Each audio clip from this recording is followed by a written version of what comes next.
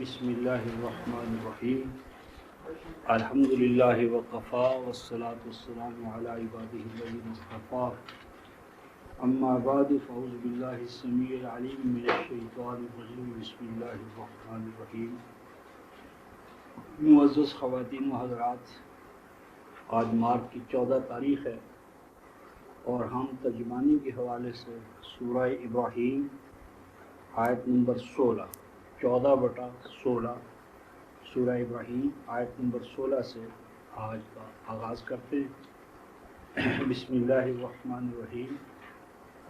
من ورائہ جہنم ویسقی من ماء صدید یتجرعہ ولا یکاد یصیبہ وَيَأْتِيهِ الْمَوْتُ مِنْ كُلِّ مَكَانٍ وَمَا هُوَ بِمَيِّتٍ وَمِنْ وَرَائِهِ عَذَابٌ غَلِيظٌ۔ صدق اللہ مولانا العظیم وبلغنا رسول النبی الکریم ونحن علی ذلک من الشاہدین الشاکرین والحمد للہ رب العالمین۔ آیت نمبر 15 میں رفقا محترم فرمایا گیا تھا کہ وَاسْتَفْتَحُوا وَخَابَ كُلُّ جَبَّارٍ عَنِیدٍ، کہ ان کفار نے، منکرین نے آخر کار فتح طلب کی، اپنے لیے چاہا کہ ان کو فتح حاصل ہو جائے، وہ ڈومیننٹ ہو جائیں اور ایمان والے ان کے محکوم ہو جائیں، یا جس طرح پہلے محکومی کا دور چلا آ رہا تھا وہ اور زیادہ پھیلتا چلا جائے۔ لیکن انجام کیا ہوا؟ وَخَابَ كُلُّ جَبَّارٍ عَنِیدٍ، ہر سرکش اور نافرمان اور دوسروں کی ہڈیوں کو توڑنے والا وہ جو تھا وہ انجام کار ناکام و نامراد ہو۔ یہ ناکامی اور نامرادی ہے حیات دنیا کے حوالے سے، حیات دنیا کی ناکامی اور نامرادی۔ اب اس حیات دنیا کی ناکامی اور نامرادی کے ساتھ حیات آخرہ کی جو ناکامی اور نامرادی ہے، یا وہاں جو اخروی انجام ہے، اس کو قرآن بیان کرتا ہے۔ اور قرآن کا یہ اسلوب ہے کہ یہ حیات دنیا کی ناکامی اور نامرادی کو گواہ کے طور پر پیش کرتا ہے حیات آخرہ کے لیے۔ حیات آخرہ ایک دعویٰ ہے، اور اس دعوے پر جو دلیل یا نشان یا علامت ہے، شہادت ہے، وہ حیات دنیا کی کامیابی اور ناکامی۔ اسی لیے حیات دنیا کے اندر جو اندھا ہے تو اس کو قرآن کہتا ہے وہ آخرت میں بھی اندھا ہوگا۔ اور اس ضمن میں بالخصوص رفقائے محترم ایک مقام ہے، وہ میں چاہتا ہوں کہ آپ کے سامنے رہے۔ یہ 79 جو سورہ ہے النازعات 79، اس میں اگر آپ سورہ النازعات 79 سورہ، اس کی آیت نمبر 1 سے لے کر آیت نمبر 14 تک دیکھیں، 14 تک، فَإِذَا هُمْ بِالسَّاهِرَةِ، یہ پہلی 14 آیات، اس کا اطلاق عام طور پر ہمارے ہاں آخرت کی زندگی پر کرتے ہیں، حیات بعد الموت والی زندگی اور وہاں کی کامیابی یا ناکامی۔ لیکن آپ دیکھیں کہ اس کے بعد آیت نمبر 15 میں ارشاد فرمایا هَلْ أَتَاكَ حَدِيثُ مُوسَىٰ إِذْ نَادَاهُ رَبُّهُ بِالْوَادِ الْمُقَدَّسِ طُوًى، یعنی ماقبل جو 14 آیات کے اندر جو منظر یا پروسیس بیان کیا گیا ہے، جس کا تعلق دورہ محمد صلی اللہ علیہ وسلم کے ساتھ ہے، اب اس کے لیے شہادت اور دلیل کیا ہے؟ حل اتاقا حدیث موسیٰ، کہ اس ضمن میں کیا آپ کو موسیٰ علیہ السلام کے واقعات پہنچے ہیں یا نہیں پہنچے، کہ جو کچھ آیات نمبر 14 تک جو کچھ بیان کیا گیا ہے، اس کی ایک تاریخی شہادت کیا ہے؟ وہ واقعات جو سیدنا موسیٰ علیہ السلام کے حوالے سے ہوئے، یعنی کشمکش فرعون اور موسیٰ۔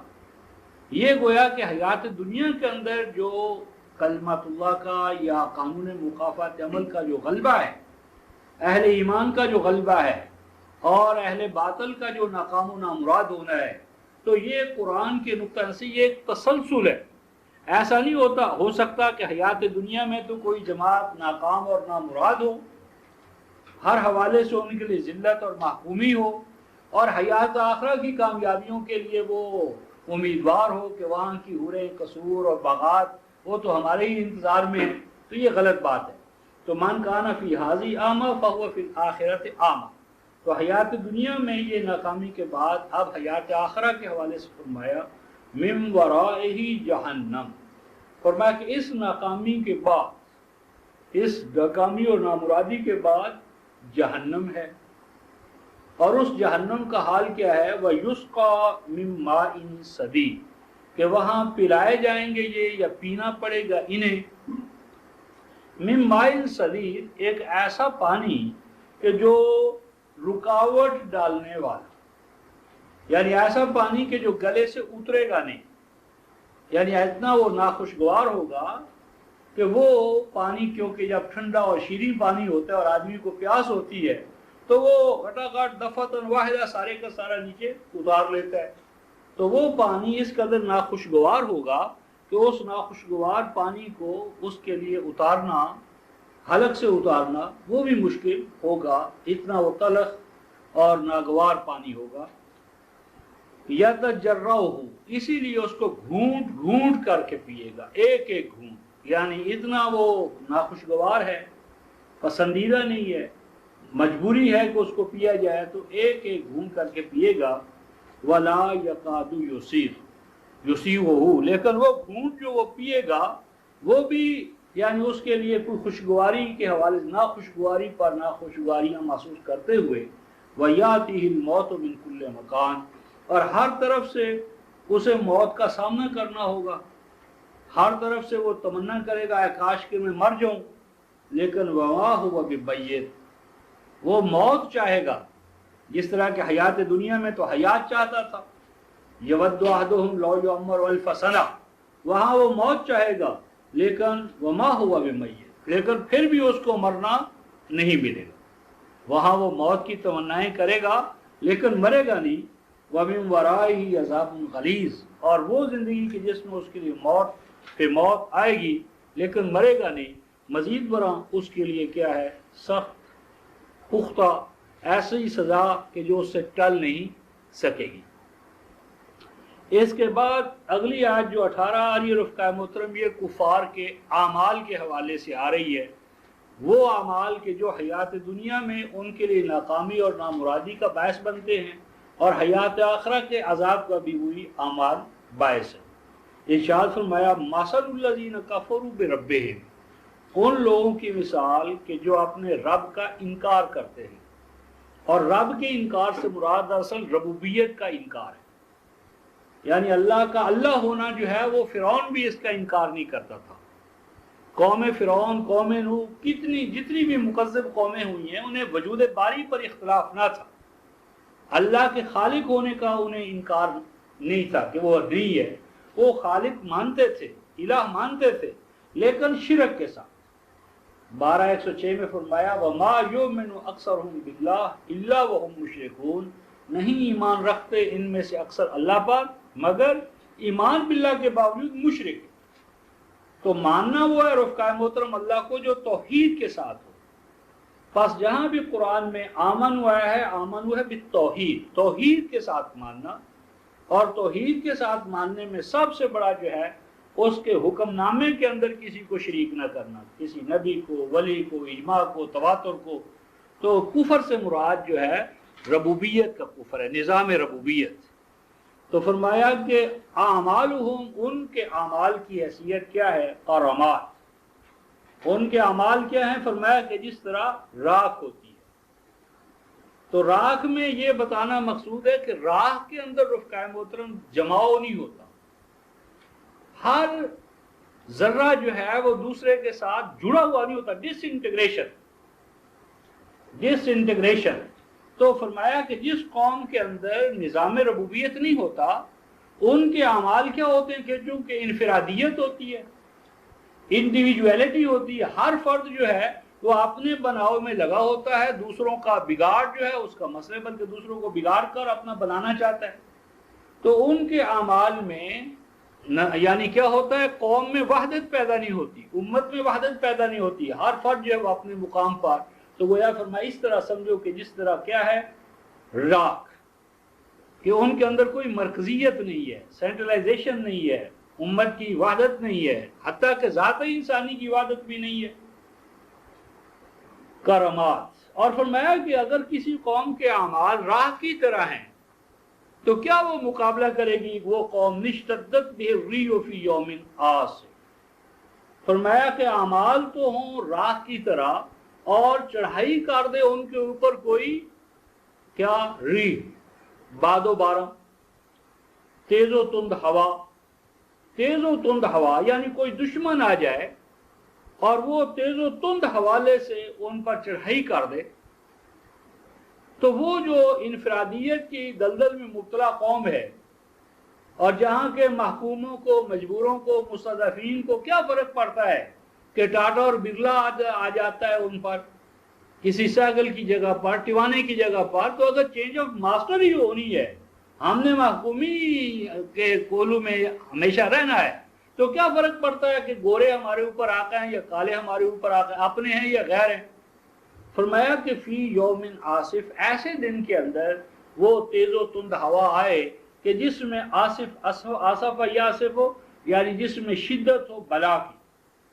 اور دوسرا اصف کہتے ہیں رفقا عین سواد پہ اصف جس میں رحم نہ ہو یعنی ربوبیت جو ہے وہ رحمانیت کے حوالے سے ہوتی بے رحمی کا دور ہو بے رحمی کا اور تند و تیز ہوا چلے اور تند و تیز ہوا کے سامنے وہ اعمال کہ جو راہ کی طرح ہیں وہ کیا ٹھہریں گے لا یقدرون مما قصدوا علی شیء.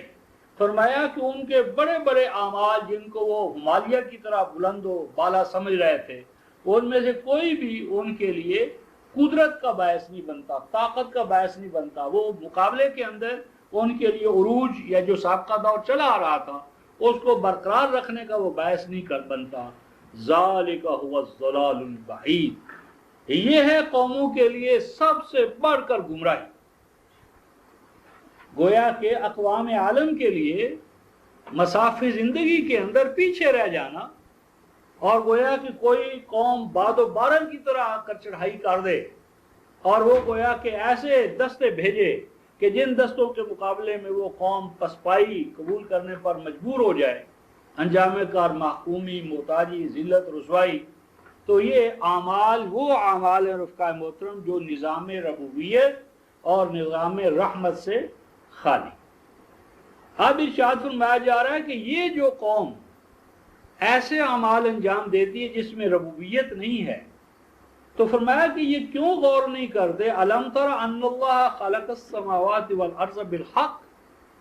فرمایا کہ وہ جو ربوبیت سے فارغ ہیں ربوبیت کو اپنا مطمع نظر نہیں بنا رہے وہ دیکھتے نہیں کہ جس کائنات میں وہ رہ رہے ہیں اس کائنات میں تو اول سے آخر تک ربوبیت ہی کی بنیاد پر یہ نظام کائنات جاری و ساری ہے.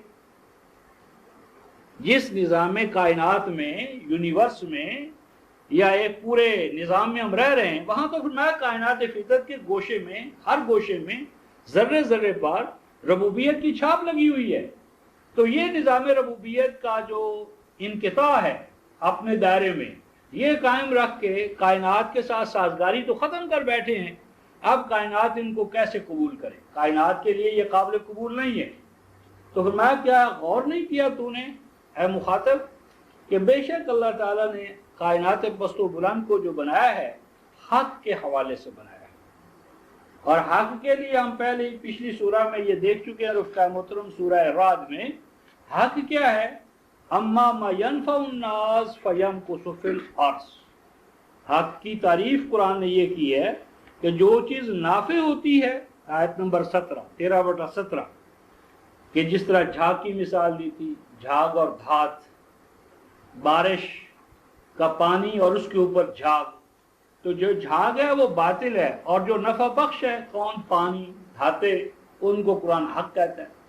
تو الحق کا معنی ہے نفع بخشی اور فیض رسانی.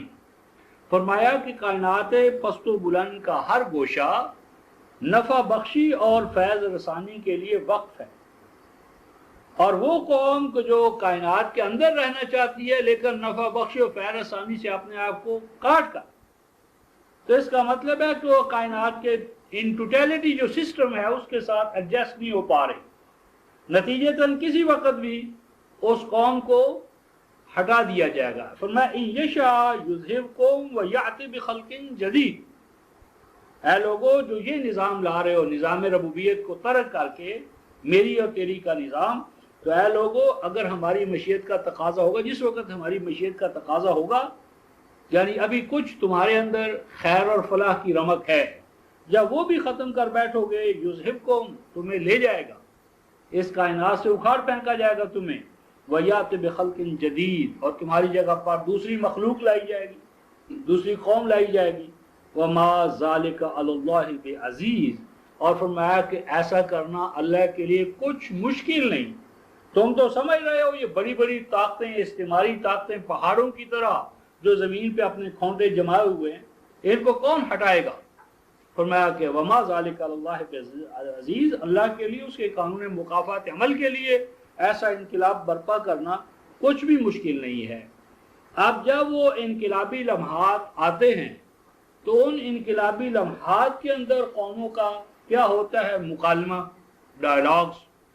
وہ مکالمے یا ڈائلاگ جو ہیں ان میں سے ایک پہلو یہاں بیان فرمایا جا رہا ہے، وَبَرَزُوا لِلَّهِ جَمِيعًا، فرمایا کہ پھر ایسا ہوتا ہے کہ بارز نمایاں ہو کر سامنے آ جائیں گے، ابھر کر سامنے آ جائیں گے۔ برز یعنی ایک چیز اندر ہی اندر پل رہی ہے، اندر ہی اندر رائی پاپ ہو رہی ہے، اور جب وہ ایک خاص سٹیج آتی ہے تو وہ پھر پک کر سامنے، یعنی پہلے غیر محسوس پروسیس ہوتا ہے، جس طرح کے دیگچی کے اوپر، دیگچی کو جب ہم آنچ پر یا آگ پر رکھتے ہیں تو وہ پانی تو اس کے جو مالیکیولز ہیں وہ گرم ہونا شروع ہو جاتے ہیں، لیکن ہمیں وہ اس وقت نظر آتے ہیں جب وہ 99 کے درجے تک پہنچ جاتا ہے۔ تو اسی طرح ہمیں بارزو، پہلی سٹیج میں وہ غیر محسوس ہوتا ہے، پھر اگلی سٹیج میں وہ نمایاں ہو جاتے ہیں، بارزو نمایاں ہو جاتے ہیں للہ، اللہ کے سامنے۔ سب کے سب مراد ہے قانون مکافات عمل، قانون مکافات عمل کے حوالے سے سب کے ساتھ، چھوٹے اور بڑے، حاکم و محکوم، زوال پذیر ہونے والے اور ان کی جگہ پر آنے والے، تمام کے تمام نمایاں ہو جاتے ہیں۔ تو اس وقت فقال الضعفاء، تو کہتے ہیں یا کہیں گے وہ جن کو کمزور بنا دیا گیا تھا، کمزور بنا دیا گیا تھا، للذین استکبروا، ان کے لیے کہ جنہوں نے اپنے لیے بڑائی و کبریائی کو خاص کر لیا تھا، وسائل، حکومت، اقتدار، سب کا سب اپنے قبضے میں جنہوں نے کر لیا تھا، ان سے، ان کے محکوم، ان کو ماننے والے یعنی مرید اپنے پیروں سے کہیں گے انا کنا لکم تبعا، طبعاً بے شک تھے ہم تم سب کے ساتھ ماتحت، یعنی ہمارا تو اختیار، ارادہ، سب کچھ تمہارے لیے وقف تھا، ہم تمہارے ماتحت تھے۔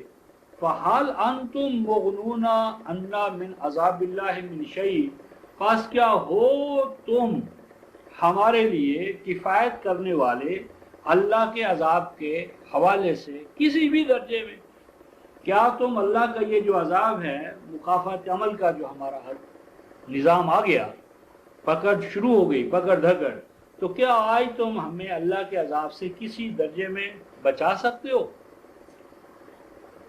تو اب اس کا جواب، قالوا لو ہدانا اللہ لہدیناکم، ذریت ابلیس کا، مذہبی پیشوائیت کا جواب، ہم کیا کر سکتے ہیں؟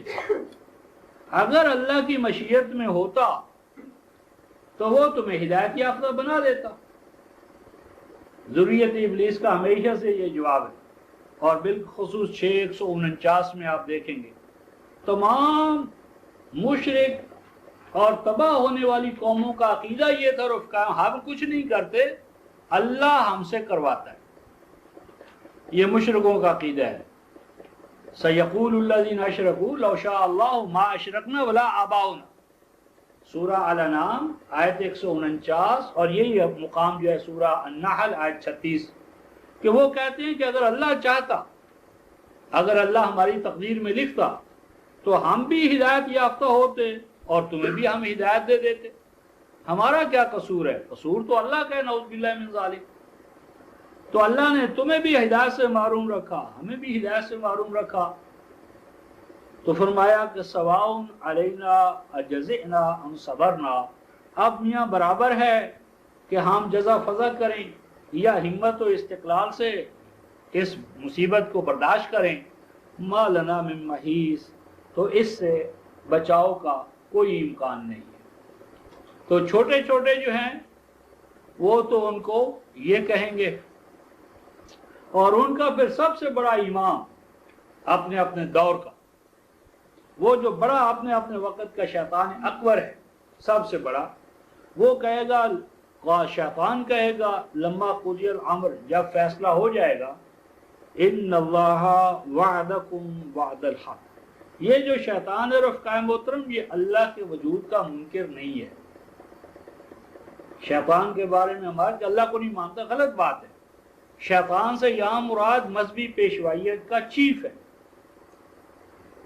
और उसको शैतान जिस चीज ने बनाया ना वो अकीदा तकदीर है, जबरियत है, डिटर्मिनिज्म है। जबरियत ने, प्रीडेस्टिनेशन ने, इस अकीदे ने उनको सबसे बड़ा मुजरिम बना दिया।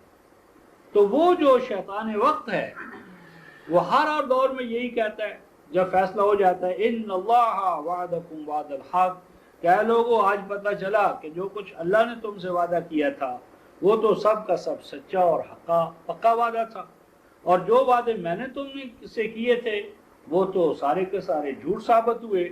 और मजीद बरा देखो, वमा काना ली अलैकुम मिन सुल्तान, देखो भाई मेरा कोई तुम्हारे ऊपर इख्तियार तो नहीं था, इख्तियार तो नहीं था, हुकूमत तो मेरे हाथ में नहीं थी। हामान जो है हुकूमत बराह रास्त इसके हाथ में नहीं होती, हुकूमत तो फिरौन के हाथ में होती है। तो वो कहता है कि देखो मेरी कौन सी हुकूमत थी, इल्ला अन दअउतुकुम फस्तजबतुम ली, बात सिर्फ इतनी है कि मैं तो तुम्हें एक नारा देता था, एक स्लोगन देता था, एक नारा स्लोगन दावत वो मैंने बुलंद की, फस्तजबतुम ली, और फिर तुम मेरे दस्तो बाजू बन गए। मेरा हरावल दस्ता भी तुम, मेरी कुव्वत का राज, ताकत का राज मेरे पास तो कुछ भी नहीं था, मेरे बनाने वाले तो तुम ही थे। फला तुलूमुनी वलूमू अनफुसकुम, बस आज मुझे क्यों मुलामत करते हो? अगर मुलामत की कोई बात है तो मुलामत करो तुम अपने नफ्से अमारा को। मैं क्या कर सकता था मियाँ, जो कुछ हुआ है वो तुम्हारे अपने नफ्से अमारा की कारस्तानियां हैं। और फरमाया कि वो कहेगा नहीं हूं मैं तुम्हारी कुछ पुकार को सुनने वाला, उसका कोई जवाब देने वाला। वमा अंतुम बिमुस्रिखी, और ना तुम मेरे आज किसी काम आ सकते हो।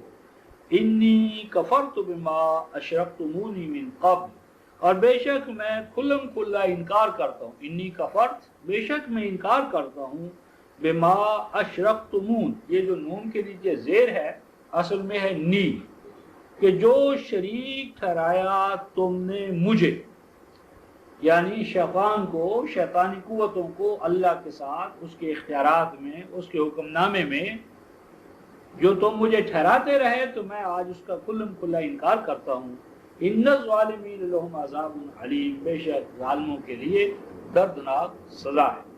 इस ज़िम्मत में मैं एक और हवाला रुफ़क़ाए मोहतरम आपके सामने लाना चाहता हूँ। आयत सूरह सबा 34वीं सूरह जो है उसकी आयत नंबर 31, 32 और 33, और तमाम अंबिया और उनके मुकाबले में आने वाली जो कुव्वतें हैं, शैतानी कुव्वतें, उन सब के बारे में ये मुकालमा है।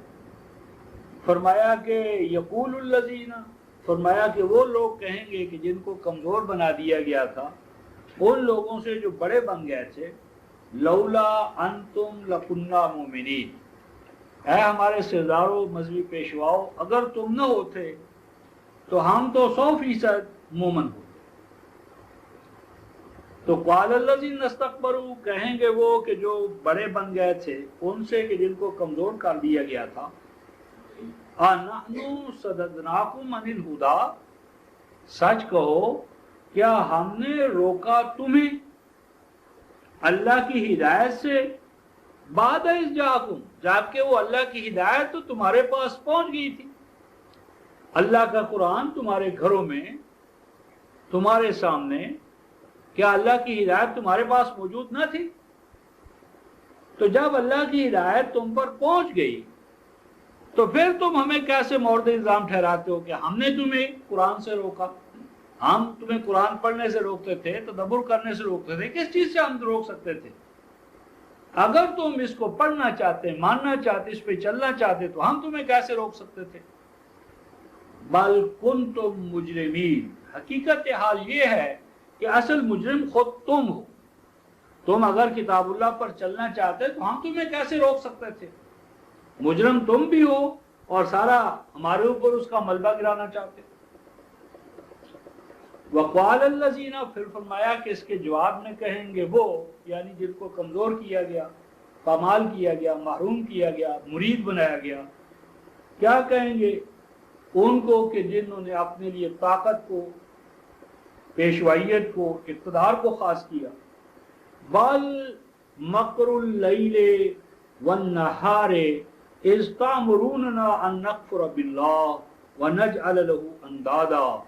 فرمایا کہ اچھا اب تو تم معصوم بن رہے ہو اور کہہ رہے ہو کہ تمہارا کوئی جرم نہیں، ذرا سوچو تو صحیح، بل مکر اللیل والنہار، وہ رات دن جو تم جال بنا کرتے تھے سازشوں کے، وہ بھول گئے ہو؟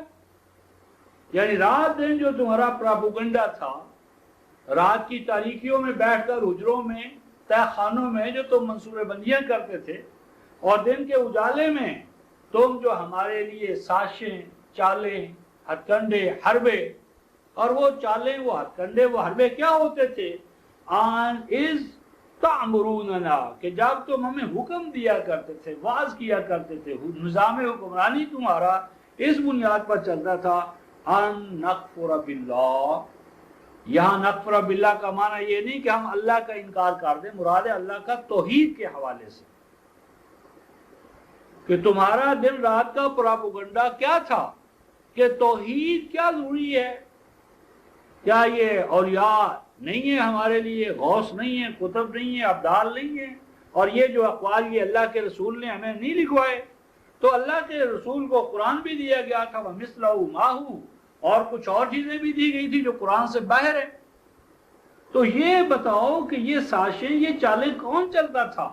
وَنَجْعَلَ لَهُ أَنْدَادًا، اور تمہارا پراپوگنڈا دن رات کیا ہوتا تھا کہ اللہ کے تک پہنچنے کے لیے ہم وسیلہ بنائیں، ذریعہ بنائیں، مد مقابل کھڑے کریں۔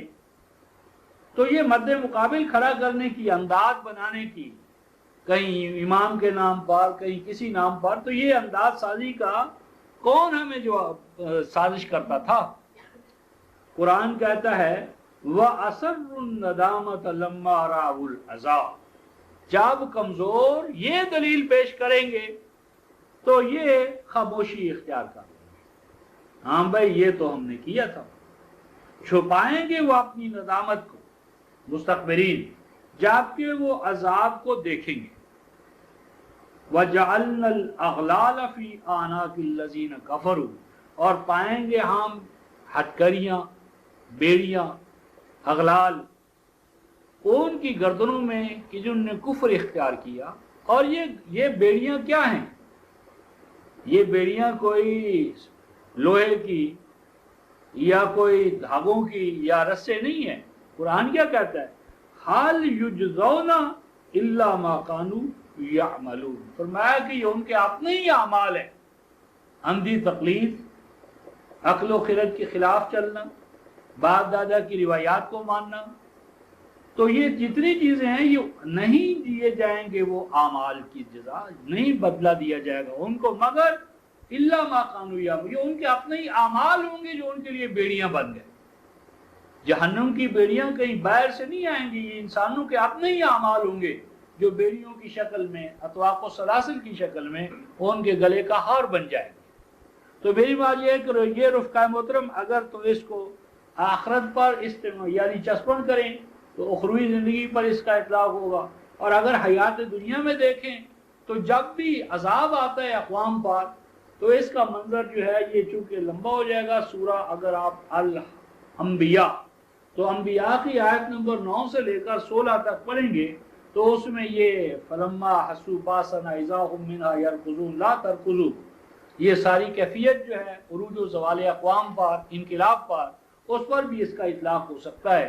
اسی لیے قرآن آگے کہہ رہا ہے آیت نمبر 23 میں، سورہ ابراہیم آیت نمبر 23، وَأُدْخِلَ الَّذِينَ آمَنُوا وَعَمِلُوا الصَّالِحَاتِ جنات تجری من تحتها الانہار خالدین فیہا بإذن ربہم، فرمایا کہ داخل کر دیے گئے، یعنی یہ تو ناکام ہونے والے گروہوں کا بیان ہے، اور اس کے بعد فرمایا کہ داخل کر دیے گئے وہ جو ایمان لائے، لیکن ایمان سے مراد ہے توحید، اور ایمان سے مراد ہے ایمان بالوحی، جن نے اللہ کو مانا توحید کے ساتھ اور اللہ کی وحی پر، اقدار وحی پر وہ ایمان لے آئے، وعملوا الصالحات، اور پھر اقدار وحی کے عین مطابق وہ اعمال انجام دیے کہ جس سے ذات انسانی میں بھی صلاحیت پیدا ہوتی ہے، معاشرے کے اندر بھی صلاحیت، ثبات اور استحکام پیدا ہوتا ہے، تو وہ داخل کر دیے گئے کہاں؟ جنات، باغات،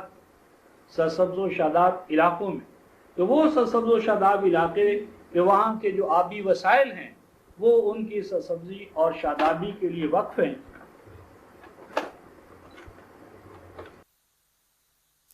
ایسے علاقوں میں جن کا یہ وصف ہے، اور رہیں گے وہ ان میں بِإِذْنِ اللہ، بِإِذْنِ ربہم، اپنے رب کے قانون مشیت کے تحت، کہ جب تک ان کے اندر ایمان اور اعمال صالحہ کا یہ سرمایہ رہے گا وہ قائم رہیں گے ان باغات میں، ان کا تمکن و استخلاف ان کے لیے رہے گا، اور جب اس ایمان، توحید والے ایمان اور ایمان بالقرآن سے الگ ہوں گے، توحید کی جگہ پر شرک آ جائے گا، اور اللہ کی کتاب کی جگہ پر انسانوں کے لکھے ہوئے صحیفے، مجموعے، وہ اللہ کی کتاب پر حاکم بن جائیں گے، تو وہ ان سرسبز و شاداب علاقوں سے نکال باہر کیے جائیں گے بِإِذْنِ ربِّهِمْ۔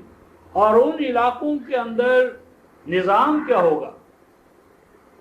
نظام کیا ہوگا؟ فرمایا تحیتہم فیہا سلام، تحیہ جسے کہتے ہیں عرف عام میں ہم سلام کہنا، لیکن یہ ہے حیا یحیی، تحیہ کسی کو حیات، زندگی اور زندگی بخش وسائل ادا کرنا، تحیہ تو ہو، ان کا نظام ایسا ہوگا، نظام ربوبیت جس علاقے میں آتا ہے وہاں کا نظام کیا ہوتا ہے؟ ہر فرد دوسرے کو زندگی دینے پر وقف ہو جاتا ہے۔ دار السلام، ایمان والوں کا معاشرتی نظام کیا ہوتا ہے؟ ہر فرد دوسرے فرد کو زندگی دینے کا ضامن۔ سرمایہ دارانہ نظام میں تو ہر فرد دوسرے کی زندگی چھیننے پر مامور ہے، ہر فرد دوسرے سے حق ذی چھیننے پر جدوجہد کر رہا ہے، اور وہاں ہر فرد دوسرے فرد کے لیے حیات بخشی کا باعث بنے گا، ہر فرد دوسرے فرد کو زندگی دے گا، اور فرمایا فیہا صلاح، وہاں زندگی ہر تضاد سے پاک ہو جائے گی، کیونکہ میری تیری کا نظام ہی نہیں ہوگا، افراد کی جدوجہد کے اندر ہم آہنگی ہوگی، ہر فرد دوسرے فرد کے بناؤ کے لیے وقف ہوگا، تو بگاڑ کہاں سے آئے؟ فرمایا کہ یہ جو نظام ہے ایمان والوں کا، کہ جس کے اندر سلامتی ہے، ہر فرد دوسرے فرد کی زندگی کے لیے وقف ہے، یہ کہاں سے عطا ہوتا ہے؟ اس کا نظام، یہ جو نظام ہے اس کی آئیڈیالوجیکل جو گائیڈنس درکار ہے وہ کہاں سے ملتی ہے، کیسے اس کا مقام اور نظام ہے؟ اب آگے اس نظام کے اوپر، یا یہ نظام جس پر قائم ہے، جس اساس اور بنیاد پر، یعنی کلام اللہ، یعنی قرآن پاک، اب اس کلام اللہ کے نتائج و ثمرات کے حوالے سے تمثیل کے طور پر یہ بیان فرمایا، علم ترا، اے مومن، کیا تو نے اس بات پر غور نہیں کیا؟ یہ جو علم ترا کا خطاب ہے رفقائم، وہ علم ترا نہیں فرمایا، علم ترا، ہر انڈیویجول مومن، ہر مومن مکلف ہے اس بات پر کہ وہ غور کرے، لیکن ہم نے تو فیصلہ کر لیا کہ غور و فکر سے کام لینا کام ہے شیطان کا، ابلیس کا، ہم کیوں لے؟ علم ترا، کیا مومن، کیا تو نے غور نہیں کیا؟ کیف ضرب اللہ، کیسے مثال بیان کرتا ہے اللہ، مثلا مثال کے طور پر، کیسے مثال کے طور پر اللہ بیان کرتا ہے، کلمتاً طیبہ، کلمہ آئیڈیالوجی، اور طیبہ خوشگوار، سازگار، جو ذات انسانی کے لیے سازگاریاں پیدا کرے، انسانی سماج میں سازگاریاں پیدا کرے، ہر فرد دوسرے کے لیے زندگی کا ضامن بن جائے، تو اس سازگار آئیڈیالوجی کی مثال کیا ہے؟ کا شجرۃ طیبہ، اس کی مثال فرمایا کہ ایک درخت کی سی ہے، طیبہ جو خود سازگار ہے، خوشگوار ہے، دھرتی کے ساتھ، زمین کے ساتھ، کائنات کے ساتھ، کیونکہ دونوں کا نظام ربوبیت ہے۔ کائنات بھی ربوبیت، نفع بخش و فیض رسانی کے لیے ہے، اور یہ قرآن بھی اسی لیے ہے کہ انسانی دنیا میں نفع بخش و فیض رسانی کے راستے ان کو جو باندھا گیا ہے ان کو ہٹا دیا جائے، رواں دواں ہو جائے نظام، ہر فرد کی فلاح کے لیے وقت ہو جائے۔ فرمایا کہ یہ وہ شجرہ طیب ہے، اصلھا ثابت، اصل سے مراد اصل توحید، اصل سے مراد ہے بیسک آئیڈیالوجی، بنیادی قدریں۔ تو جو ویلیوز ہے رفقائے محترم، قرآن کی ویلیوز جو ہیں، اقدار، وہ دو طرح کی ہیں، ایک ہے یعنی بنیادی بیسک، اور ایک ہے انسٹرومنٹل، ایک ہے ہائر ویلیوز اور ایک ہے انسٹرومنٹل ویلیوز۔ تو جو اس کی اصل ویلیوز ہیں وہ ہیں مثلا نظام ربوبیت اور نظام عبودیت، یہ تو اصل ہیں۔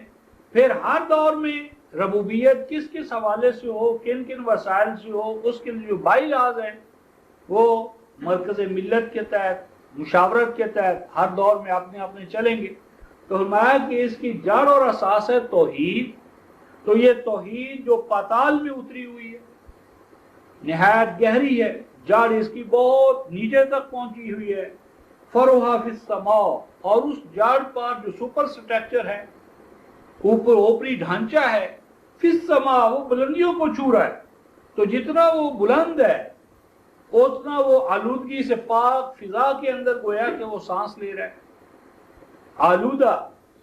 آلودگی والی فضا نہیں، گویا کہ صاف ہوا اس کی نشو و نما کا باعث ہے۔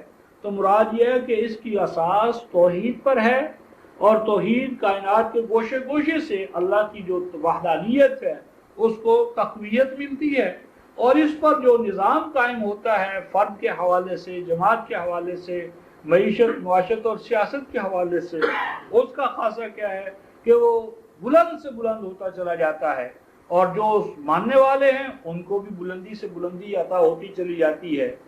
اور اس نظام کا خاصہ یہ ہے کہ تؤتی اکلھا کل حین باذن ربھا، فرمایا کہ یہ قرآنی نظام عبودیت اور نظام ربوبیت، یہ خاص نہیں ہے صحابہ کے ساتھ، عربوں کے ساتھ، عرب علاقوں کے ساتھ، فرمایا کہ دیتا ہے یہ پھل، اس کے جو فروٹس ہیں، پروڈکٹس ہیں، بائی پروڈکٹس ہیں، وہ ساری کی ساری کیا، کل ہی، ہر زمان اور ہر مکان۔ یہ نظام خزاں دیدہ نہیں ہے، نہ یہ زمان اور مکان کے کسی خاص پوائنٹ کا مقید ہے۔ وہ عربوں کا ماحول ہو، اجمیوں کا ماحول ہو، 1400 سال بعد والا ہو، آج کا ہو، یا ہمارے بعد ہزارہ سال کا ہو، جس دور کے اندر، جس علاقے کے اندر اس عبودیت اور ربوبیت کے نظام کو آپ اپنائیں گے، ہر دور میں یہ نتیجہ خیز ہوگا باذن ربھا، اپنے رب کے قانون کے تحت۔ اس رب کا قانون یہ ہے کہ یہ عبودیت اور ربوبیت کا نظام کسی خاص علاقے اور کسی خاص قوم کے حوالے سے نہیں ہے۔ تو رب یعنی اذن بمعنی قانون، سورہ الاعراف آیت نمبر 58، وَيَضْرِبُ اللَّهُ الْأَمْثَالَ لِلنَّاسِ، اور اللہ مثالوں کے ذریعے حقائق کو سمجھایا کرتا ہے لوگوں کو، لَعَلَّهُمْ يَتَذَكَّرُونَ، تاکہ لوگ ذکر یعنی کلام اللہ، تذکر کیا ہے؟ کلام اللہ سے فیضیاب ہونا، کلام اللہ کو نافذ کرنا، کلام اللہ کے نتائج و ثمرات کو عملی زندگی میں پیدا کرنا۔ تذکر ذکر ضربیں لگانا نہیں ہے، اللہ کی ضربیں، ذکر اللہ کا کیا ہے؟ قرآن ہے، اِنَّا نَحْنُ نَزَّلْنَا الذِّكْرَ وَإِنَّا لَهُ لَحَافِظُونَ۔ اور تذکر ہے جس طرح لباس اور تلبسا، لباس پہن لینا، نعال جوتا اور تنعالا جوتا پہن لینا، ذکر کلام اللہ ہے، اور تذکر کیا ہے؟ کلام اللہ کو کام میں لانا۔ تو اس کا نفاذ، اس کے فہم سے، تفہیم سے لے کر تنفیذ تک کے جتنے مراحل ہیں وہ سارے کیا ہیں؟ کلام اللہ کا تذکر۔ تو اللہ تعالیٰ نے مثالوں کے ذریعے ہمیں سمجھایا ہے کہ اگر تم اس نظام کو نافذ کرو گے تو اس کے یہ نتائج و ثمرات نکلیں گے، ہر زمان اور ہر مکان میں وہی نتائج مرتب ہوں گے۔ وَمَثَلُ كَلِمَةٍ خَبِيثَةٍ، اور فرمایا کہ اس کے برعکس جو خبیث کلمہ ہے، خبیث ناکارہ، جس طرح بنجر زمین، کہ بنجر زمین کہ جتنا بھی اس میں آپ بیج ڈالیں گے، محنت کریں گے، وہ بے ثمر، فروٹفل نہیں ہوگی، نتیجہ خیز نہیں ہوگی۔ تو جو کلمہ خبیثہ ہے، یعنی نظام ربوبیت سے ہٹے ہوئے نظام سرمایہ داری، اجارہ داری، کرایہ داری، جو بھی ربوبیت سے ہٹے ہوئے نظام ہے، وہ تمام باطل نظام ہے خبیثہ ہے۔ کشجرۃ خبیثہ، فرمایا کہ ان کی مثال ان درختوں کی طرح ہے کہ جن کے اندر خوشگواریاں نہیں ہیں، کانٹے ہی کانٹے ہیں، ببول کا کانٹے بہت ہیں، پھل ہے نہیں، پھل ہے تو خوشگوار نہیں، اور اس میں نشو و نما اور غذائیت نہیں۔ اور مزید برآں فرمایا کہ نج تست من فوق الارض، فرمایا کہ اس کی جڑیں کوئی گہری نہیں، زمین کی اوپری سطح پر، اوپر کی سطح پر اس کا پھیلاؤ ہے۔ تو نظام ربوبیت کبھی بھی رفقائے محترم قلوب انسانیہ کے اندر رسوخ اور نفوذ اس کا ہو ہی نہیں سکتا۔ نظام سرمایہ داری جو ہے، سرمایہ داری نظام جو ہے، وہ ہمیشہ اس کی جڑ ہوتی ہی نہیں، ہر فرد دوسرے فرد کو لعنت بھیج رہا ہے، یعنی جب خوش آمدید بھی کہتا ہے تو اندر سے پتہ نہیں کیا کہہ رہا ہے، یعنی باس سر یوں سمجھ آتا ہے، نظر آتا ہے کہ جس طرح بس یہ صحیح معنی میں اس کا فرما بردار ہے، اور جو ہی وہ چلا جاتا ہے اسی کو گالیاں دے رہا ہے، اسی کے خلاف نفرت ہے۔ موت آتی ہے تو کہتا ہے بڑا اچھا ہوا، نجات پا گئے ہم۔ فرمایا کہ سرمایہ دارانہ نظام کبھی بھی اس کی جڑ مضبوط نہیں ہوتی، جو ہی کوئی چھوٹا سا جھونکا آتا ہے، ہچکولے کھاتی ہے کشتی، تو پوری کی پوری وہ ملت اور امت جو ہے اس نظام بد کی وجہ سے تباہ و برباد ہو جاتی ہے۔ فرمایا ما لہا من قرار، نظام ربوبیت کبھی امتوں کے اندر استحکام کا باعث نہیں بن سکتا، ثبات کا باعث نہیں بن سکتا، دیر پا نظام یہ قائم نہیں ہو سکتا۔ اس کے بعد رفقائے محترم آیت نمبر 26 میں جو کچھ کہا جا رہا ہے، اس کو ہمیں اگر یاد ہو جائے ہمیں، اور اس کی مسجدوں میں ہم منادی کریں، مجمعوں میں منادی کریں، میلوں میں منادی کریں، مکہ اور مدینہ میں منادی کریں، جبل عرفات پر منادی کریں، تو حق ہے۔ رفقائے محترم وہ کون سی مسجد ہے، مکہ، مدینہ، عرفات، کہ جہاں پر یہ دعا نہیں مس اللہم ثبت اقدامنا، اللہم ثبت اقدامنا، اے اللہ ہمارے پاؤں کو ثبات عطا کر، استحکام عطا کر، جماؤ عطا کر، ہمارے اکھڑے ہوئے پاؤں جم جائے، دوبارہ یہ امت مرحومہ صحیح معنی میں اپنے اوج کمال تک پہنچ جائے۔ لیکن یہ دعائیں رائگاں جا رہی ہیں، یہ رائگاں جا رہی ہیں۔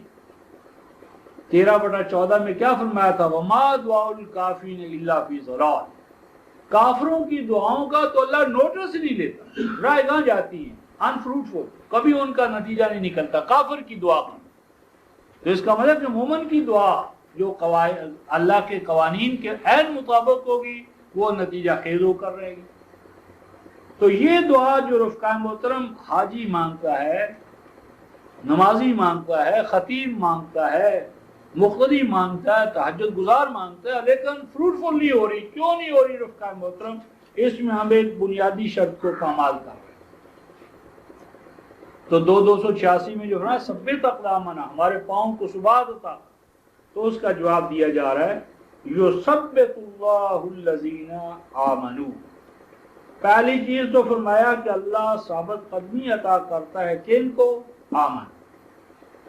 آمنو سے مراد، جس طرح میں نے پہلے عرض کیا، مراد ہے توحید، ثبات ہے موحدین کے لیے، اور پھر مومن بالقرآن کے لیے۔ ایمان سے مراد ایمان بالقرآن 47/2، اور ایمان توحید کے ساتھ۔ لہذا جو مشرک ہے اور اللہ کی کتاب ہی کو ناکافی قرار دیتا ہے، انسانوں کے مجموعوں کا محتاج مانتا ہے، اس کو ثبات نہیں مل سکتا۔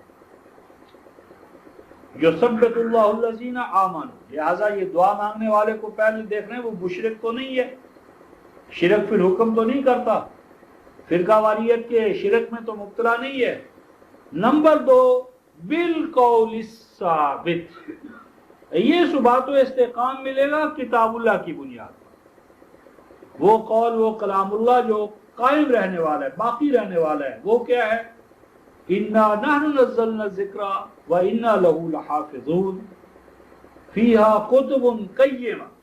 تو دین قیم کا ترجمان قول ثابت کتاب اللہ، تو کتاب اللہ باعث رفقۂ محترم ایمان والوں کے ثبات و استحکام کا، اور یہ ثبات و استحکام کہاں؟ فی الحیات الدنیا، حیات دنیا میں، یہ نہیں جس طرح ہمارے یہاں خار ہیں، بدکار ہیں، ڈوبے ہوئے ذلت میں کچھ بھی ہیں لیکن تیرے محبوب کی امت سے، آخرت میں نہیں، حیات دنیا ہی میں یہ ثبات انہیں عطا ہوگا، لیکن کس بنیاد پر؟ کتاب اللہ کے محکم اصولوں کی بنیاد، جو توحید پہ قائم ہے اور شرک سے ہر حوالے سے پاک ہے، خواہ وہ شرک فی ذات ہو، شرک فی صفات ہو، شرک فی الاختیارات ہو، یا شرک فی الحکم وفی الآخرہ، اور یہی ثبات و استحکام جو حیات دنیا میں عطا ہوتا ہے یہی آخرت میں ان کو عطا ہوگا۔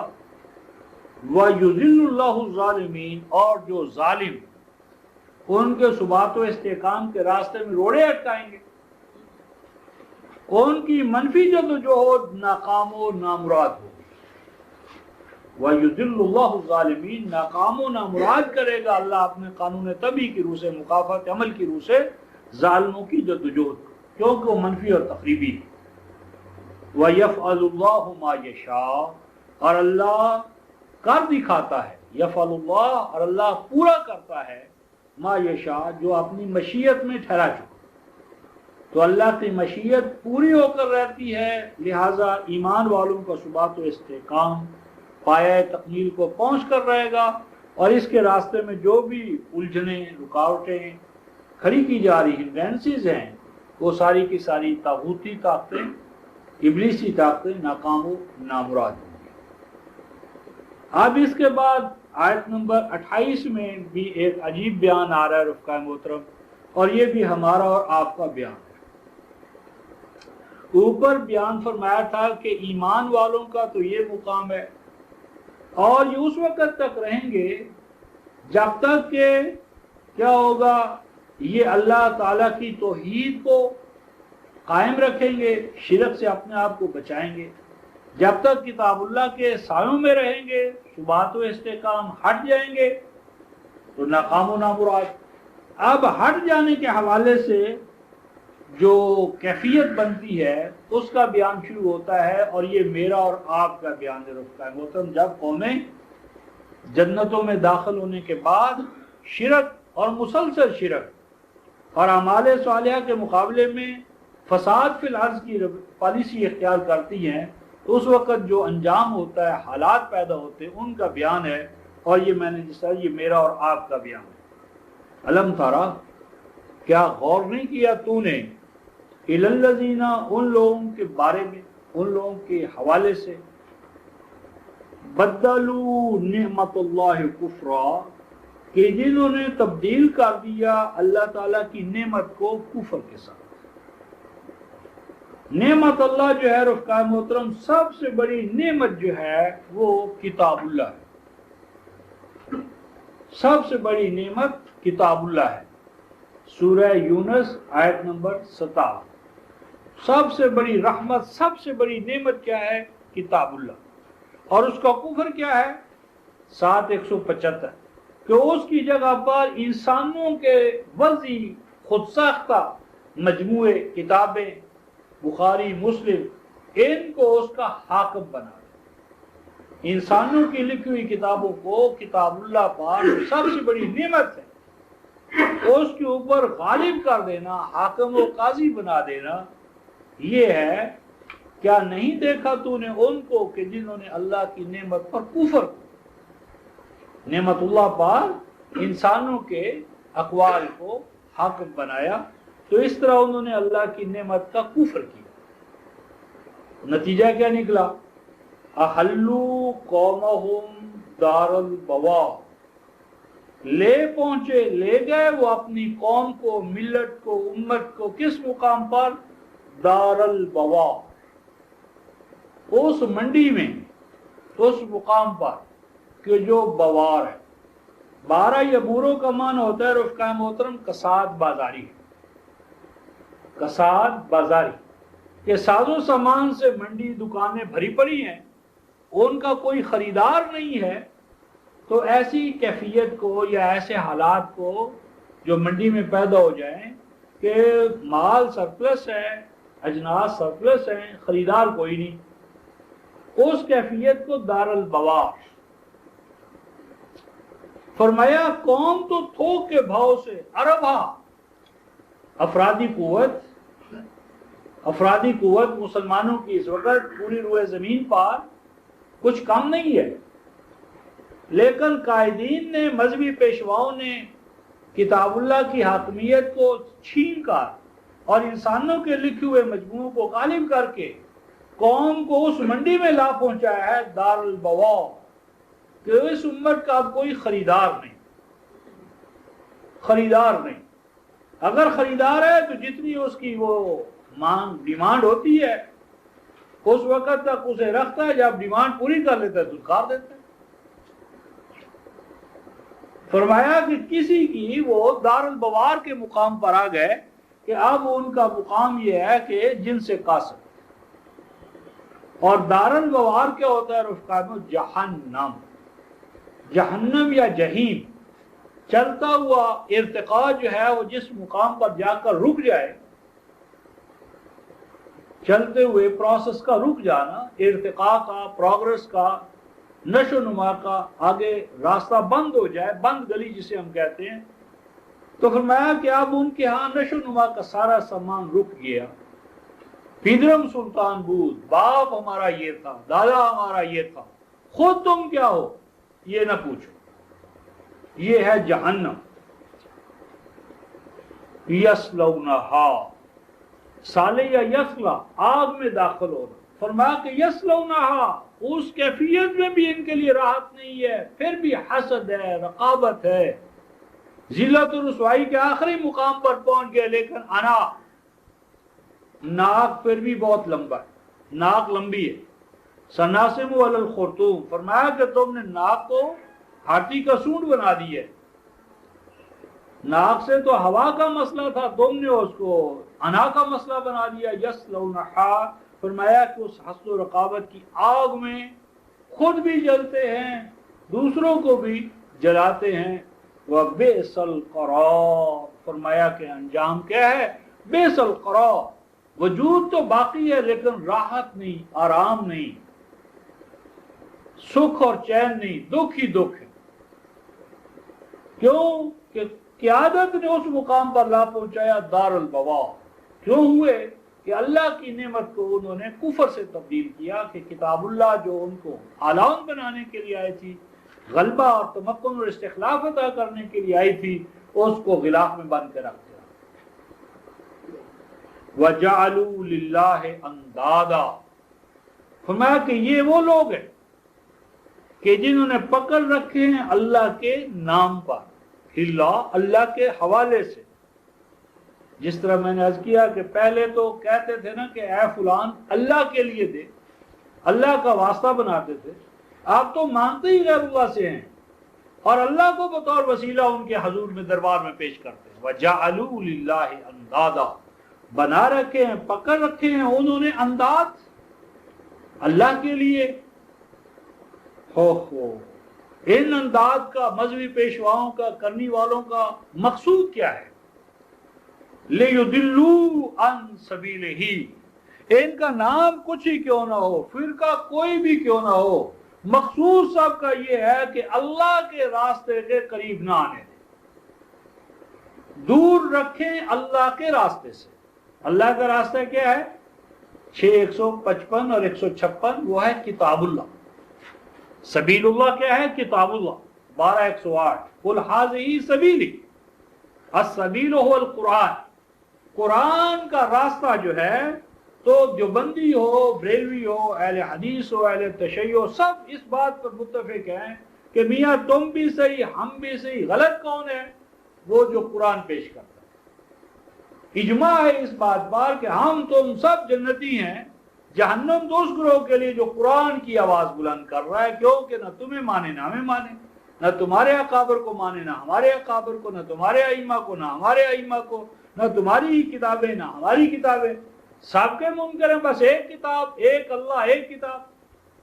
لِيُضِلُّوا عَن سَبِيلِهِ، فرمایا کہ ان سب کی میری بھگت یہ ہے، انجام کار، کہ اللہ کے راستے سے انسانیت کو، انسانوں کو، امت کو دور رکھے۔